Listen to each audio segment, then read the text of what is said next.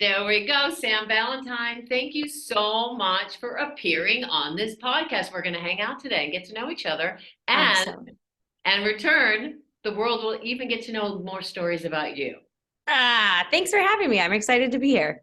Yeah, I'm so glad. I keep this light. I keep it, spontaneous. I just want to do it as a give back, which is why I invited you as a guest because I love strong women who give back to this industry and inspire other artists. Yeah, me too. Me too. I love it. So, you know what?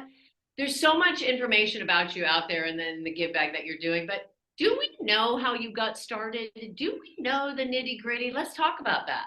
Yeah. So if anyone's never, if they're like, who is this girl? Am I supposed to know who she Yes, is? yes, yes. Yeah, I'm an actor in Los Angeles. I have been here for almost next month is actually 12 years. So which is crazy.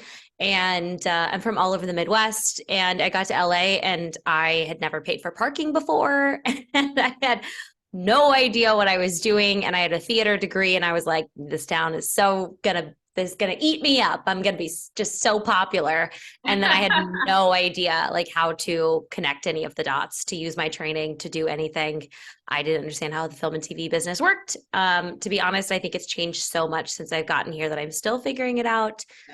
But yeah, so then I had some ups and downs initially and How did you start? Because yeah. I'm a college graduate too with a theater program. They do not prepare you. I don't even know if they prepare you now. I don't think there's a program for it. Yeah. So, I finagled my way of making my connections. What was your first little baby step of Mm. figuring out how to get that agent or that manager or one connection that led to another connection? Because guys out there, that's what it's all about. Yeah, it so is. And it's something I realized you only see in retrospect. It's not something you feel in the day to day, which is I'm just now figuring that out, that a career only looks like a career when you stop and turn around and look at all of the places you were, not when you're like, I'm sitting at my desk today and I painted my nails and now I'm going to do a podcast. Like it doesn't feel like a career until you stop and look back. So I actually my school did a senior showcase, which I'm really grateful for. And they did one in Los Angeles, and which is great because it was the second year I think they did it. So it was still pretty new. And from that senior showcase, we did mailings, which was when Oh, so old school. So old school. It was like love my it. headshot, resume, a DVD of some of my work in like an envelope that cost like, $3 or $4 to mail. And we did big mailings before our showcase. And one of the places I went that didn't end up coming to the showcase, but they saw my stuff. They're like, "Do you want to come in and audition?" And so I got off the plane in Los Angeles for the first time to do my senior showcase and went directly to an agent's office to an audition. Oh And my God. I That's great. thought, yeah, I was like, I've gamed the system. Yeah, I I have it got it. figured out. Superstar. I always knew I was special. Like, this is Yeah. it. Cut to like that agent, although they signed me, turned out to be exceptionally toxic and it was a really bad relationship. I But that laugh was at it, my, but yeah, but I didn't know better at the time. That's why I'm like, I want to talk about it now. But I signed with them and ended up working with them for a while. After my showcase, they signed me and I said, I'm still graduating college. Can I come back in 3 months when I finish and sign with you guys? And they said yes. So I got to LA with two agents. And there was a voiceover agent who met me at my showcase and he signed me as well. So I signed with my commercial agent and voiceover agent as soon as I got to LA. And I thought like, this is it. And then nothing happened. And I panicked and I yeah. had my tar towed and I was worried about money and all of the things constantly. And it was only after, I think it took me 10 months of auditioning commercially to finally book my first obviously non-union commercial job from an office in 200 South La Brea. Mel and Liz casting. They're still casting. Yeah, that's They're so 200 South sweet. La Brea. Oh my gosh, that's the busiest place in town. Yeah, that was a fun. I've so We'll many give a memories from shout out there. right here to Ross Lacey. Hey, Ross. Yeah, they do great stuff over there, man. And I was like, this is it. Okay, I got one down, and then it was like, oh, and then crickets again. I was like, Yeah. but also wait, I came here for film and TV. Where is that? And that was a whole nother bag of worms to get into. So it's just been doing the next step in front of me every single time I've gotten somewhere. And I still feel like I have a long way to go. Well, it is a long haul, but I think what actors don't know is what to do first. And I Mhm. think people get so caught up, and so different now because now you have to have the electronic package that you're ready to go and you're not having that interaction and you're not meeting, you're not getting in the old days when I was an actress, I would find out about projects. I was so gutsy and ballsy, and I still believe everybody has to be that way now. And however that capacity takes, shape. But I would find out about projects. I drive over to Warner Brothers. I mean, talk about selfless belief in yourself. I mean, or just ballsy Yeah. ridiculousness. I would find out where the office was. I would pay people on their carts to take me to that office. I would pretend that I was next door and maneuver my way in. I did whatever it took to create that. And I think you have that energy to, to instill upon actors. You got to be gutsy, you got to be ballsy, you got to be courteously aggressive out there, or no one is going to see you or know you exist. And I'm sure you felt this way too, that when people don't call you in, it's not because they don't like you, they don't know you're here, they don't even know Yeah. you're in the universe. So Yeah. I segue, but what was the first thing? So you got off that plane, was your showcase in a theater here, or was it? It was at the Hudson Theater on Santa Monica. Oh my God. So Uh-huh. many memories. I did the I show Grandma Sylvia's funeral there at that theater. That was so many years ago. Anyway. Oh, that's fun. Yeah, it's a staple, right? It's like Yeah. it's a classic. I was there a few years ago for a alumni talk back, which was a very weird feeling to be on the other side of things. And now actors ask me questions, and I'm like, let me tell you that it's going to be a lot longer than you think it is. Well, that's what I love about your stuff and Rumble, One Broke Actress and this podcast that you've developed, because Thanks. you tell it like it is. It's not always, cheerful and Yeah, it's just from the guts. And I think that all actors and we'll segue back to, your process after not working for 10 months and what you did. Because yeah, for me, and I can only go by that, is just finding a community, actors to hang out with, who they know, asking for everything. So what did you do after that? You did after that one, commercial, and then what? yeah. I got back in class. Mm, Because I realized that my training that I was done. I thought when I graduated with a college degree, I'm done. I'm a yeah. trained actor. I just need to work projects now. And I do still believe that being on set is the best learning experience you can possibly have, but you have to do a lot of learning before you are allowed to have that Mhm. grad school of an education. Right. So I rejoined. I think I've been in almost every class Los Angeles has to offer. I'm just jumped around a lot Wait of a second, that's places. not true. You have not been in my studio. I We did have not take your not, studio. That's you have right. not stayed at my studio. So, That's right. Not yet. Not yet. Who knows? Listen, I never say I'm totally yeah, open to never like know. new things. But that I had to go in and I remember my first acting class back, and I had a casting that was taught by a casting director at the time, and he said to me, "Oh, I see. You've gotten away with just being cute." And I was like, what are you talking Ah. about? He saw right through me, and he saw that I had not developed a lot of the skills I needed to function in this business. I booked some commercials because I fit the demographic, because I was cute, because whatever it was. Sure, did I do a good job at the audition? Definitely, or else they wouldn't have hired me. But also, I have been rewarded a lot of my early career for bad behavior. So there was a movie I booked because they loved how I started the scene, like in charge, not saying a word, but it's because I didn't know my lines. Ah. And it turned out well for me in that one, but like I also a lot of the voiceover work I did, they liked my voice at the time, but I had vocal nodes, and I would go out with my friends and have drinks and not really take care of myself, and that like I had a really raspy voice because of that. So I would book jobs, but then I couldn't sustain it in the voiceover booth.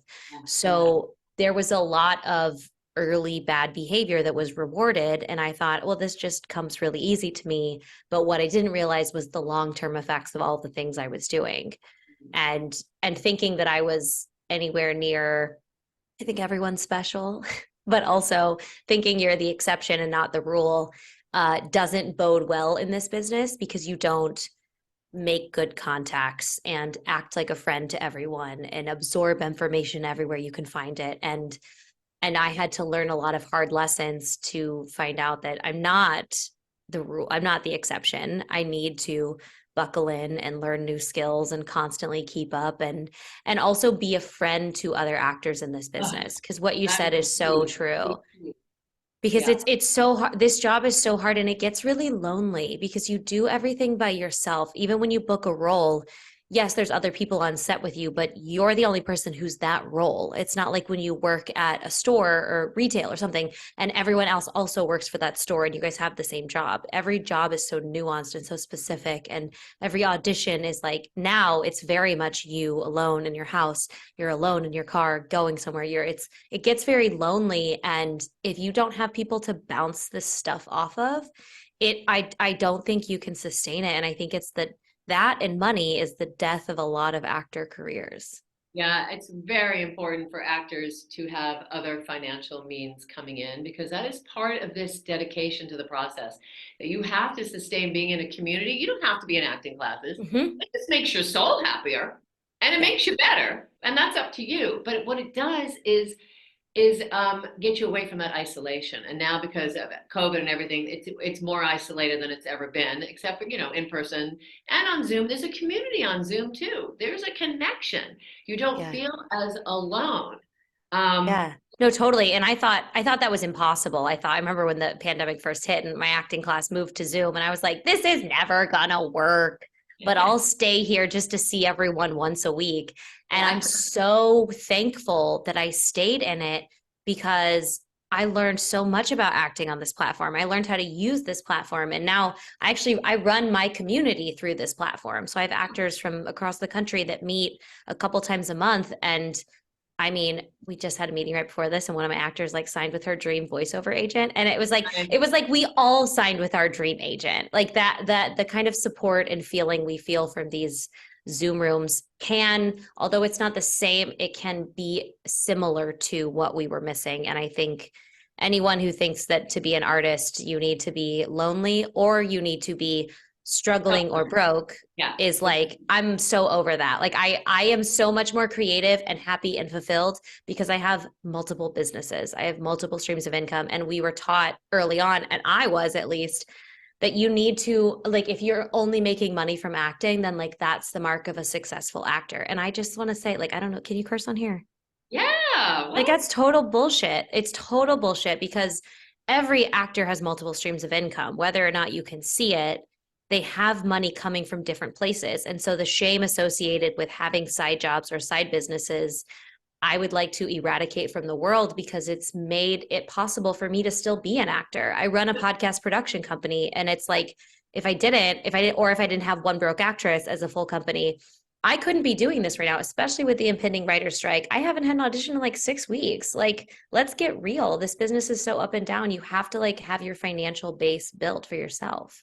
Oh my God. For everybody, even at, okay, I coach a lot of famous people and they go through very long dry spells too. So it's the cycle of the actor, but I just want to address what you're saying that you have to be supportive to other actors. When in my acting career, I had this one friend, I'll never say the name, but whenever there was an audition, she would freak out and just be so silent and wouldn't share it with me. So, and it just created such a riff and a weird thing. And I think it's very important that if you're going in for something, tell a friend.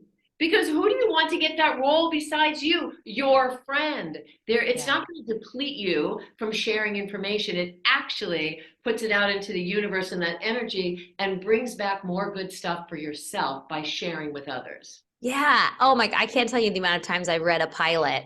I'm like, oh my God, this is perfect for Sabina or someone I know. And I Yeah. send the pilot to her and I'm like, hey, I don't know if your reps are submitting you for this, but I can't stop thanking you for this and you in this role. Yeah.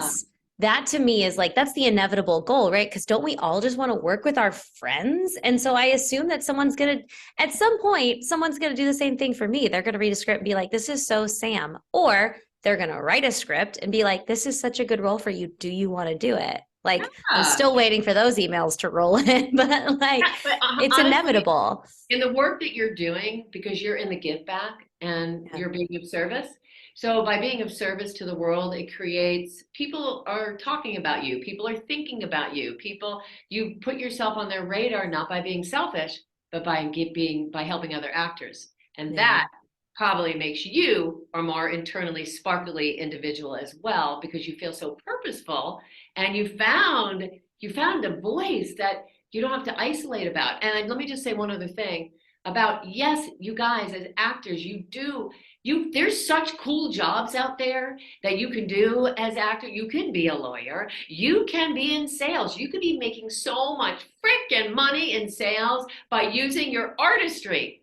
Mm. So don't limit yourself. And I think Sam agrees on that. 100%. And I mean, I started a business catered to actors, and I was like, well, I can't do this. We don't have a lot of money. They don't have, and people, that's why there's different levels that people do what they can't. There is a lid for every pot. There's a community for every actor, and there is a good job out there. And I think the thing about, I can come back to community and giving back, but in terms of jobs, I think this is so important because it's so hard, especially, I mean, I'm sure you guys are seeing it right now. It's so quiet right now with the whole writer's strike, with the changing of the streaming platforms. Everyone's worried about money, recession, whatever. It's not the booming business it was in 2021, right after the pandemic, that snap back. And we'll get there again. It'll happen again. Sure. Everything's a cycle. Everything. But like the ability to sustain and stay here through that, or take a break and come back, but be able to maintain what you do best it's very expensive. It's expensive to still pay for all of the websites, even though you're not getting auditions. It's expensive to maintain your day-to-day life, even though you feel like you're paying to be in an expensive city for no reason. And that it costs so much money to be available. Yeah. It's so expensive. And I don't know, And yet you need to. That's you the need problem.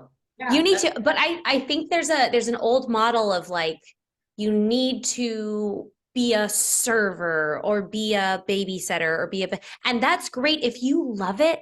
I loved being a babysitter. I did it for years and years and years. At a certain point though, I did hit a cap where my brain kept telling me, we're almost done here. We're hitting a timeline of which you have to start making more money, or we're hitting a timeline where I feel like I can't do this side job anymore, which is making me think that it's time for me to quit acting. But what it really was is time for me to get a different job because it Yes. was stealing my energy and not making nearly enough money to sustain my life. And so when I thought about quitting acting, I got really sad. But when I thought about up-leveling my job, I got really excited. Mm. And that was a huge note for me to take. And I thought, well, I don't have to quit this business. I just need to reroute where my energy goes for a while. And COVID was a gift to me in that way. It was really hard, really horrible. We lost so many good people and we lost a lot of good actors, unfortunately. Also, just to moving away from this business because they couldn't sustain it for that time. But I hope they come back. And I also hope that people can see the things that they did get out of that big pause. And what I got was time. I got a moment to breathe, to realize what I wanted to do, to reroute. And I started building my businesses, which is crazy. I don't think I'm an entrepreneur. I don't know what's going on here, but all of a Yeah, sudden, here we are. here we are. You know what I mean? You just Yeah, have and to it's be great. ready. You have to be open to everything that's going to come your way. And my big word is always to pivot. So for Mhm. my studio, I already had online classes, so there was no stopping. It just flowed right in. There was never a day off. Beautiful. It just tripled. It was wonderful. But as you're saying about those jobs, I agree because you don't have to define yourself. If you're a bartender, then you're an actor. That's bullshit. You know what I mean? So it's very, very important. And when my acting days, I was a waitress. I loved it. I worked at frickin' Froman's Deli, which is now a different deli, whatever. I worked at every deli in Los Angeles, but I love the manicness of it because I'm a hyper personality. So I could handle these 10 tables and be yelling at customers and it filled me Yeah. until it didn't, Yeah. until it depressed the shit out of me. And what's so important is that you don't have to, and you said this, and I'm just reiterating, you don't have to have those kind of menial jobs. You can have better jobs and still be a freaking amazing actor. Yeah.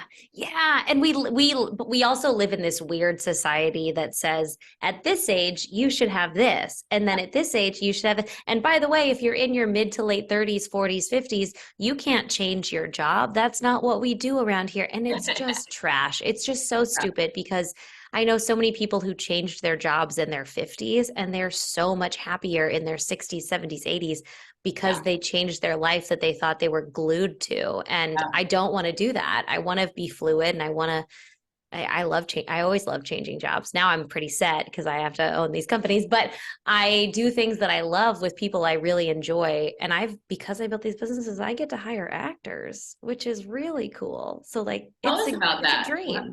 Tell us about Yeah. that. Yeah, so One Broke Actress is its company now. I have a class, what you said about how schools don't really prepare you for this lifestyle and like what's actually involved in it.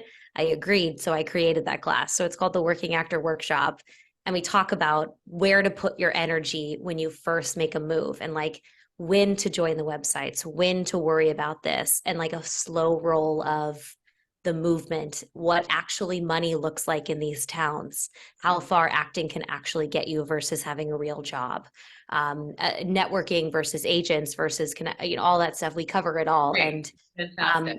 I'm really excited about it. And I've done it quite a few times now, and it always sells out. So I'm rerouting it to where I can fit more people in. So that'll be like I'm going to re-release it in the fall, I think. But I Yeah, also have like a great. membership that has different groups and tiers and like bonus content You and I didn't know you were love an it. entrepreneur. You didn't know you were a businesswoman. I had no But idea. No but idea. it's so exciting. It is, and it makes it a hell of a lot easier to get up in the morning because it's not based on whether or not I get an audition from someone else's permission. It's stuff that I'm doing, and it'll lead to the cool thing about One Broke Actress is so I have that in of itself, and then I have a podcast production company called Fast Forward, and it's female forward podcasts, and we produce all their podcasts. We do all the editing, all the back end, all the posting, and we do socials and stuff like that. And because I love podcasts, I've always have Yeah. and that intertwining that world of learning about podcasting, I thought I would have to be an audio engineer to have a podcast production company. You don't. You just have to really love this stuff and hire the people who do know how to do the things you No, don't you know have a how good to do. mic. I'm sitting in my taping room. I don't even It's have a mic on. I'm like, I had a mic. It's in the other. I just didn't even hook it up. I'm just but like, ah. but that's the gift of podcasting too, is that like it doesn't have to be perfect. If your content is good, like the only people who care about the quality are people who are like audio engineers, and they can honestly, there's such a small percentage, we can't play to that percentage. So it's the same. So that has brought me so much joy and a steady income, and I got to hire actors to Oh, do good. the work. And the cool thing is that then I can make it work for them. So my editor, who's also my assistant for One Broke Actress, she booked her first paid gig since moving to LA. I'm so proud of her. Her name is Deandra, and she's amazing. And she booked her first movie, and she messaged me and said, I booked a movie. It's 10 days of shooting. And I said, great. Tell me exactly what we need to do to make sure we don't bother you during those 10 days. And I get to make the company fit an artist's schedule. And I tell all my clients, I employ creatives. We have crazy schedules, so we ask for things in advance. We hedge our bets so everything is ready early instead of late. And I love that we're creating opportunities for people to live that lifestyle, which just Yeah. brings me joy. And SAG-AFTRA now has a podcast agreement. So my personal podcast is now a SAG-AFTRA podcast. I signed a contract with them, and Amazing. it's so cool. And I get to pay into my own health and pension. Yeah. So my company is actually supporting my acting career in that at the end of this year, I will have qualified for health insurance for the first time, not because of Oh, somebody else's choice, but because of my own business. so good. It's Just cool, right? yeah. I mean, come on, it's so good. I mean, when I was an actress, I never knew I was going to have a huge business. Who knows? But it's such an invigorating feeling. But how has it affected your work as an actress? Hasn't it made you better? Yeah. Oh God. My listening skills are so much better than they used to be. And the So needy much feeling is so much less, probably. You don't have the needy. You have yeah. creative. And listen, there are still times that needy feeling comes in because I feel the need. it's another layer of an issue I have to deal with One Broke Actress is that I do feel the need to book to prove that things are working sometimes. I get I pressure. hear that. I hear that. Yeah, and I'm sure you feel it too. Like you want to have street cred. You want to show proof that like I swear this is right. I swear the things I'm doing are working. Like I promise you guys I know what's happening. But I love that I get to share that it's been so like I my last time on set was September of 2021 on a film TV set. I booked a commercial last month, but like on film TV, I haven't since September of 2021. Right? It's Okay. April of Not good. 2023. So I Yeah. haven't booked a film or TV show in almost 2 years, but that's also important to say and A almost million more, percent. A I think that's million. more relatable, to be A million. honest. I agree. That's what I'm saying. All your information. Let me fix my chair. It just kind of fell Yeah. down. Um, it's just so much more relatable because that is the truth. Sometimes you'll work, and I talked about, I think I did a post about the actor cycle, because sometimes you'll be right on your course and your agents and your managers and you're having that flow and you're getting the callbacks and you're booking jobs, and all of a sudden screeching dead silence. And I've been through it, so I know how to help people. And as for you said about me, worried about that, not after 18 years. I mean, the proof's in the pudding, and everyone just books like crazy or gets even better as actors. It's actually, a coach's job is not to get you the job, it's just to make you, better. You know what I mean? Mhm. Yeah. Go ahead. What would you say would be some tangible takeaways for actors then in that capacity? How you're like hearing someone who hasn't like booked in 2 years, for example. It's exhausting, but I know it's coming. I know the next thing is going to be around the corner. It's about your mindset. It's about Yeah. staying in your love of the craft, in your, creative artistry, and keep reading and creating and finding new outlets, in theater pieces, film pieces, whatever, but not to base yourself because it's just a normalcy. It's normal. Like I have a client who his series got canceled during COVID and he did not book a job for a year and a half. But he was in here weekly coaching until then he got something even bigger that covered all that time.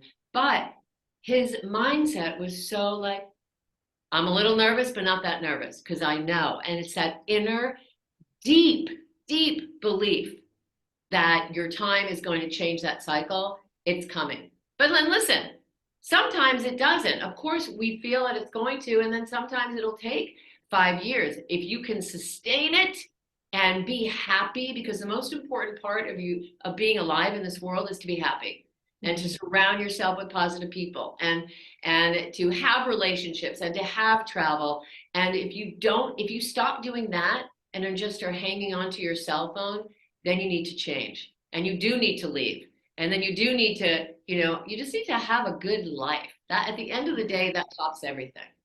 Yeah. And it's so God, I love that so much. I think it also that mindset of creating your own world is so huge because I'm realizing as I get older, I, I might not, I'm also in this weird category where I'm like, I'm not playing college anymore, but I'm not quite someone's mom yet. So like maybe I won't book for 2 more years. I don't know, but I'm so down to ride this wave right now. Some days are hard.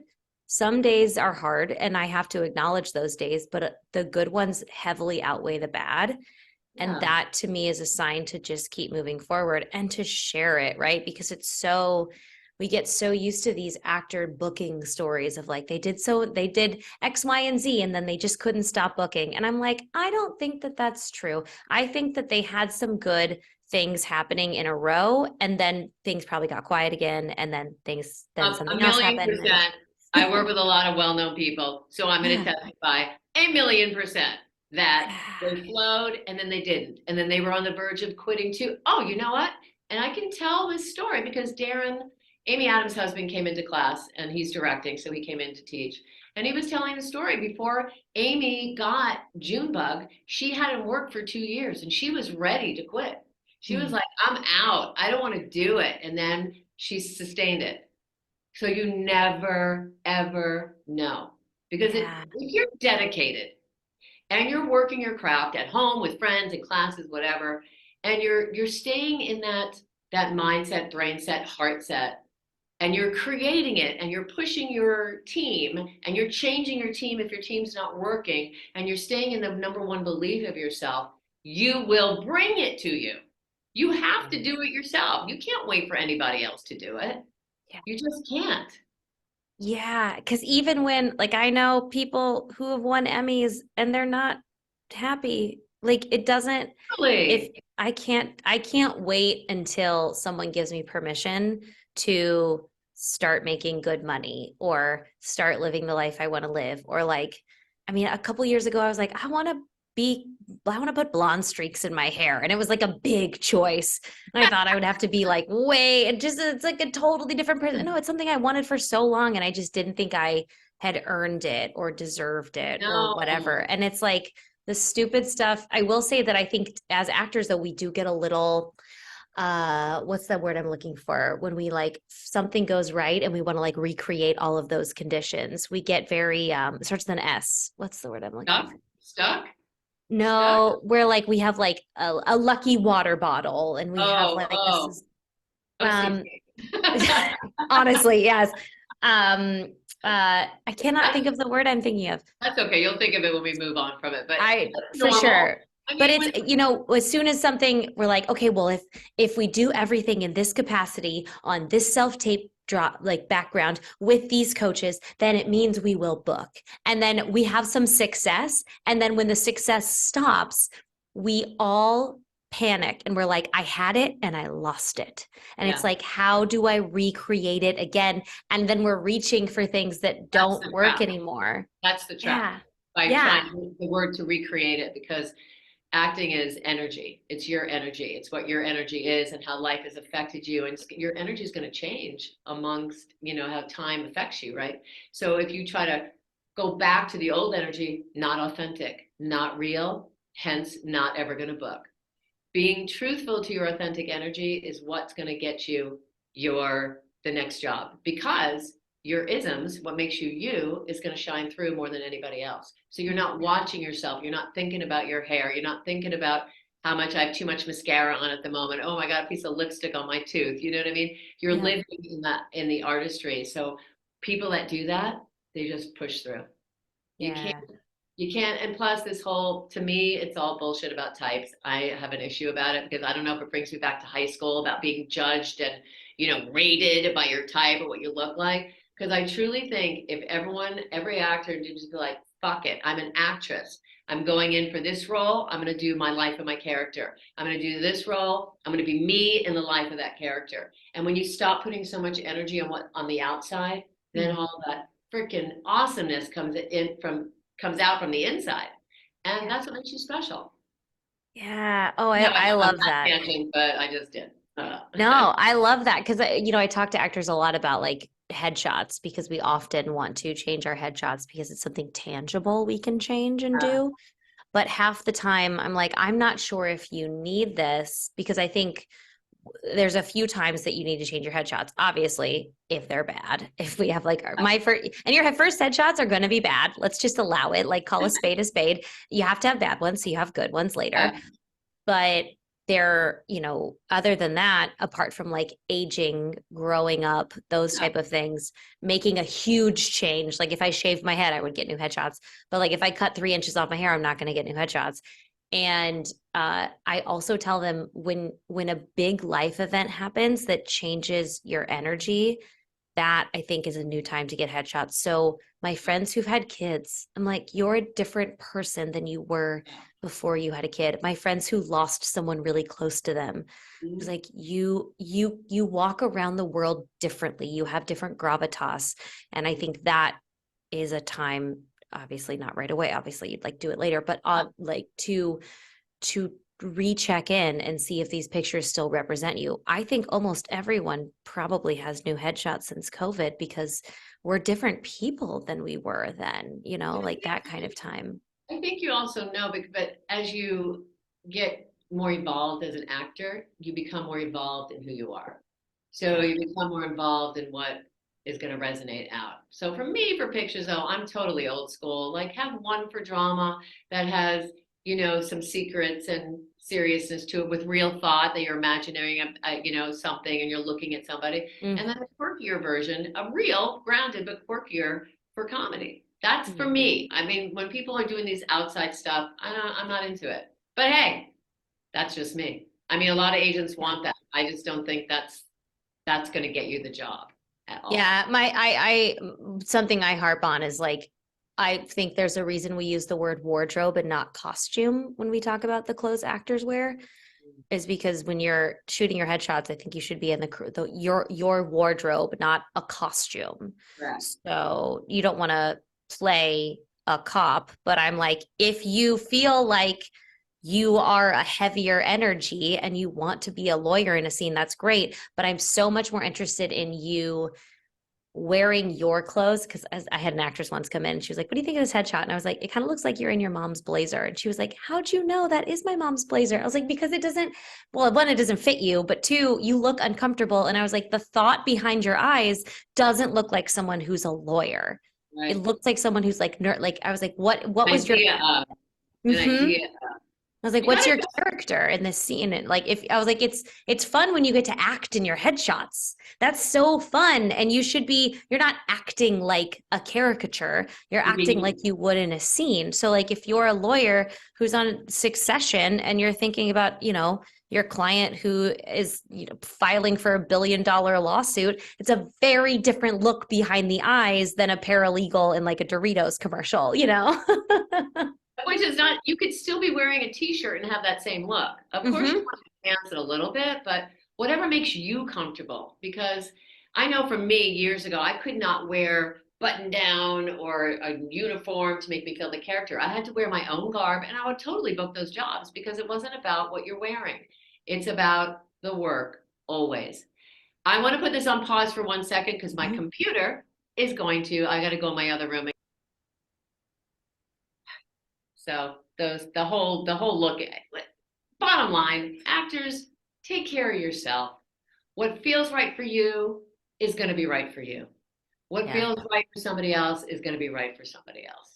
Let's address. What do you think about that? Yeah, I think the same thing is true about acting classes. I think the same thing is true Yeah. about the way you approach the business. I know some people who are very much in the world of, I think I need to stop taking class or training or whatever for like 2 months and come back Right. to it with excitement. Or I need to, like, I recently switched from ongoing classes to seeing a coach and also taking an improv class, something that has nothing to do with the work that I've done thus far, but just to shake Taking it up. things loose. And yeah, and the beginner mindset is huge for me. It's really important to me to always go into a place and say, what do I not know? Because it did not prove me well in my early life to go into any room and assume that I was the smartest person in the room. And I've only learned more things by going, even if I think people are wrong. Yeah. Yeah, exactly. No one cares about your opinion if you think they're wrong. Just be gracious. You can have your inner thoughts. Use it in the work. Totally, totally. Oh, good. That conversation maybe had so much inner turmoil. I'm going to use that moment. Oh my But God, also, I'm huge. going to address acting classes because I do think at the beginning of your career, you should be. Because Yes. in college, and I do believe in college big time, it's the best years of your life. You want that education, you want to get to know yourself. I think it's really important. Not everybody goes to college, but I can only go by my experience, and I think it's a very and it's your informative years. But when you first get out, it's very important because in schools you don't learn the television adjustments, and then to float around and find different places that the vibe is right for you is very important. If you need to take a break, take that break. But when people say there's one studio, this is the way, that is such crap beyond crap because you know it's all the same. Acting is all the same. It stems from the group theater, Stanislavski. It stems from all those people, Meisner, and all those people that that spread out from the group theater for imagination and personalization, and then from there, the world that we have here for television auditioning.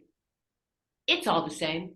Getting to the truth and finding all the quirks and the beautifulness in each little dance that you do. So if you find a studio that works for you for that, do it. But there's no one way. And of course, come on over to my studio. That's great. But, I would never force anybody to do anything. I just want everybody working, everyone to get better. I love that you said that because I can't tell you how many acting coaches I had along the way that emphasized things like loyalty to a program and Yeah. things Oh like God. that. And Give it me a makes break. me, yeah, please more of this because it makes me so bummed because then I talk to actors and they're like, well, I'm not ready yet. And I was like, what do you mean you're not ready? And they're like, well, I'm only in like this level of my Yeah. actor like Yeah. class. I'm like, I don't Bullshit. understand this is like it feels like a money grab, but also it puts people in this box to where the thing that's validated is but going to the same place and doing the same things in front of the same people. And I'm like, there's so much that you get from going and performing in front of new people Yeah. that is important, and that beginner mindset of coming here and being like, what can I learn in this space, what can I take from this person, what can I, that's why I think actors should have lots of different coaches for auditions, because also people are really busy and you can't always book them last minute, but there's so much that people have to offer from based on their own life experiences that only getting one thing from one class with the same people, you're going to get a skewed opinion, and you're not going to get, and not that opinions matter that much sometimes, but you Well, it's get also you about start your to own growth. perform. Yeah, Yeah. you start to perform for your acting coach or for your fellow students instead of your performance. You start to Yeah. like act for that acting coach, especially I see that a lot with actors. They're like, my coach would say, and I'm like, but what do you think? How And would they're you going do to the this? wrong coach Yeah. if they Yeah. say that, because it's an exploration, and it's Yeah. about the coach being the third eye and giving the fine tuning of their impulses, but seeing that opening moment, seeing the little juicy little flips in there if it's a comedy, seeing the little nuances. So if the coach is saying, if they're saying that, that means the coach is telling them what to do. And there has to be a camaraderie about that. And if there's not, it's going to make the actor feel separate from their own impulses. And you can't deny your own impulses because the work is coming from you and your life experiences. Yeah. How do you tell people to best show up for a coaching session? I don't tell them anything. They book a job, they book a coaching session. I assume they're going to be prepared, which means they know the lines pretty much and Mhm. they've thought about the character, and then we shape it. So I don't do that. I feel like people know they want to book a coaching taping, with me, so they want to sculpt it and do it, but they've worked on it. Now there are some greener actors through other people that have heard about me that have booked in, and they're like, "Oh yeah, I didn't really work on it yet," and then my mind just goes, I'm not a miracle worker. You have to absorb this material way many more hours before the 1 hour we have together. So Yeah. I do the best I can, but the best I can, because I Yeah. know the material better than they do. But you have to, as an actor, come prepared. You don't necessarily have to be fully off book, but you have to know it enough so you can be malleable and work. Like I am working with Laura Bell Bundy right now through her next Broadway show. Guess what? She is going to be off book. And it's a farce. It's not even a musical. It's a Mm. farce, but we're going to have every beat, every behavior, every thought sculpted before she even gets to rehearsal with Jason Alexander. Oh, that's so fun. Preparation. But that's what all actors, when you get an audition, sit with it, absorb it, go over some of the steps that are in my book or whatever you've learned from other coaches that give you a better arcing of it. Write out your thoughts for sure, what and how you feel about the other person, and embody it a little bit, and then Yeah. come in for a coaching, because you can't get coached if you haven't worked on it first. Yeah, I think that's huge too, because I didn't know that when I first started working with a coach a couple of years ago. I didn't understand, or like having a coach specifically for auditions. I Right. didn't know because no one had ever told me. They're like, yeah, you coach for auditions. I was like, yeah, cool. Got an audition, book a coaching session a couple hours from now. I And didn't, yeah, and I didn't know that was the because it's also like there's this unspoken step of like going from like acting class to coaching that's so like no one talks about this like really, middle that's so area. funny to me. I've been doing it for so Yeah. many years. That's really.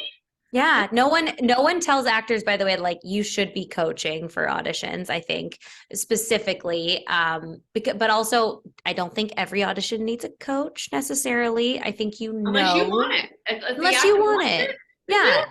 If you get help from that, like there are certain like co-stars that's like, can I get you a coffee? Like I don't need a coach for that. But someone who's really nervous about a co-star and unsure if they're on what they're doing, then like I wish that I would have taken advantage of that when I was younger. But I assumed when I was new, so this was before podcasts, so I couldn't have this information. That coaching was for series regulars or coaching was for people who had already booked and they were getting ready for set. I didn't realize that it was something I could just use a second set of eyes to make sure I took everything from the script or from the breakdown that I could find and made my character work for me. It's a third eye. And I've had people that come in with one line. I'm like, are you sure? And what happens for that one line? They have a stronger opening moment, a middle, and an end. So there's a whole full arc of that scene. So I think what actors need to know though, and I know we're just talking, but I Yeah. think one of the most important parts of that, of your audition and taping is your opening moment. So if you have that, it's gonna, and the relationships, it's gonna really help. But also, it's really important as a coach to match the pacing of the genre that you're going in for. Because a lot of people will do an indie read for a comedy. And I'm like, what? They'll do an indie read for a procedural.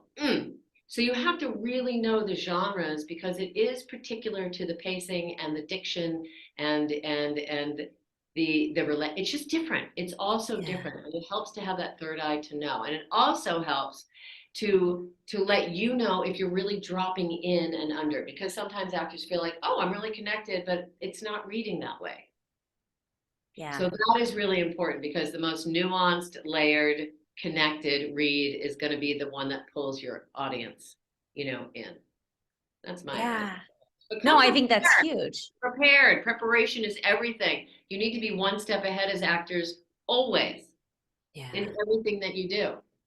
And well, Read, also, read. And actors forget to read plays. They forget to read good theater books. They forget to read, scripts that come out. Get pilots. Get things that are just read, absorb it, and the more you read it, the better you're going to get.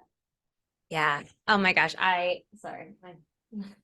I have 3 dogs, so they're going to make an appearance. I saw a Uh, video you did with those 3 dogs. They're so cute. they're so cute. They're a lot. Here they are. Thank Um, you. They're coming in the room too. I see 2. Go ahead. that's 2 out of 3. Oh, here it comes. I see. Okay. Go ahead. Everyone's situated. But what did you just say that I really wanted to say something about? You said something about Preparation, pretty much. preparation. And I think, oh no, I love this job is so rad because our homework is watching stuff and reading stuff. Like, what a cool gift. And, in a time like I'm talking about right now that there's not a lot going on, I'm in an interesting place because I built businesses that can kind of run without me. I'm not working 9 to 5. I'm not in them and I built them that way. So I work a couple hours here, a couple hours there, check in, email, whatever. And so I have space to do things and to create things. And that space ideally is for acting, right? Or whatever rolls in or whatever happens. And that hasn't been happening these past couple of weeks, months, whatever. And so I'm like, well, there's a lot of content I haven't watched. There's a lot of things I haven't seen. I read for a play the other day, which was cool that I've not done that in LA in like 10 years. So I'm figuring this out because this was I'm not good with free time. I think a lot of actors aren't. I think we like to give ourselves assignments. I think actors, the lazy actor, quote unquote, is a terrible like trope because I think most actors are actually like hyper vigilant. Totally. But I think some of us can let ourselves off the hook a little bit in terms of like if you're listening to this actor podcast as your free time, you're probably someone who's doing the work. You're probably someone who's keeping an eye on content, who's absorbing new things when you can too, because I know a lot of people are running around from job to job. And so right now I have some pockets of time. I'm watching Poker Face. It's really good. I haven't been streaming on Have Peacock you lately. watched my client, Daniel McDonald, on the third episode? Did you watch that Oh, episode? I'm just finished two, so I'm about to hit three. There you go. Oh, I'm Yeah. excited. Oh, good. Um, I have some friends in it so far that I'm really, really excited about. But But it's also, fun. yes, watching content and putting it on pause and writing out those lines and practicing through that. It's a Mhm. gift. Take advantage Yeah. of it. Yeah. And look, I like to read, I like to find the pilot scripts for things. There's a website I use all the time that if actors are like, can I have this? I'll shoot it to them. But it's just like someone's blog and they update it with all scripts and pilots and stuff that they find. And I'll Like it. often find a pilot and I'll read it and I'll be like, oh, interesting. This is how I'd, if I have a lot of time, which I haven't had recently, I did this in COVID a couple times, I'll film a scene from it and then I'll go Great. see how it looked. But even if I don't have time, if I can like read a pilot and then go watch it, it's so good for me to see what's in my brain versus what ends up on the screen, because the way we interpret the words on the page and the pacing and like how it's written and how we think the jokes are played, we can learn so much by seeing what made it onto the screen. But, okay, yes, but also trust your impulses, because what necessarily gets on screen isn't better. Sometimes it's Yeah. worse.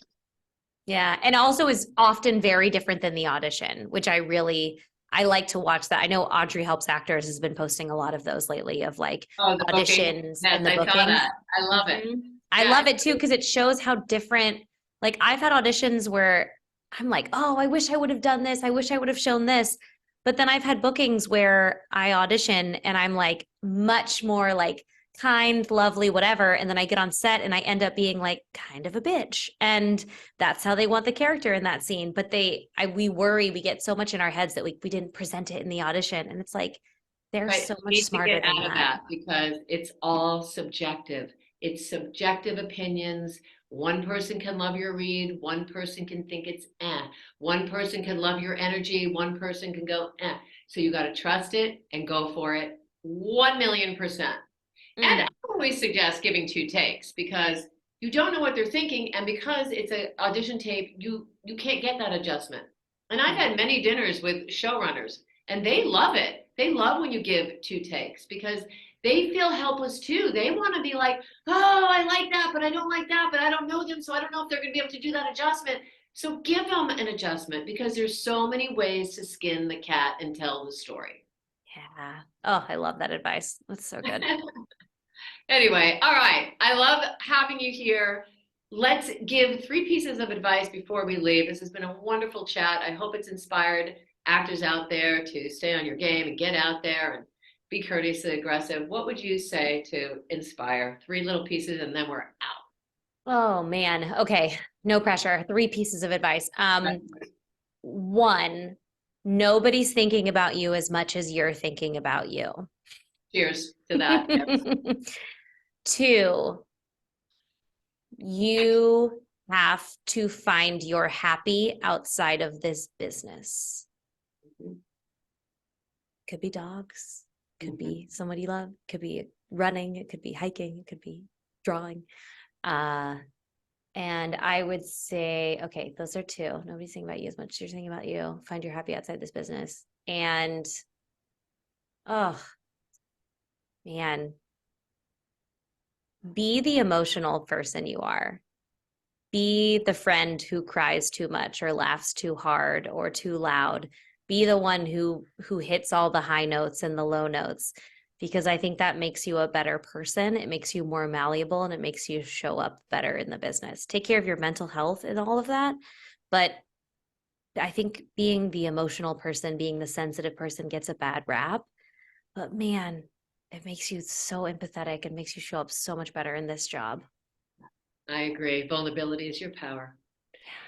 All right, everybody. Thank you so much. Stay out there, guys. Stay courteously aggressive and go for those dreams. Don't let anybody sway you from what you believe in yourself.